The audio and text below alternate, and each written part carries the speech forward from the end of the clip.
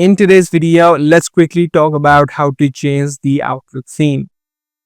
If you have a default theme inside of your Outlook and you want to change how it looks, what you need to do is head over to settings on the top right and then head over to general. Inside of the general settings, you'll need to head over to the option which says appearance. Now this is the section where you can change the theme of your Outlook. First of all, you can choose to make it light or dark depending upon what you like, and there are a bunch of themes that you can select from. So you can just click on any particular theme that you like and it will be automatically displayed on the background. What you can also do is change the color of these particular theme. So for example, if I select orange, it is going to change the entire color theme to the color that you just selected.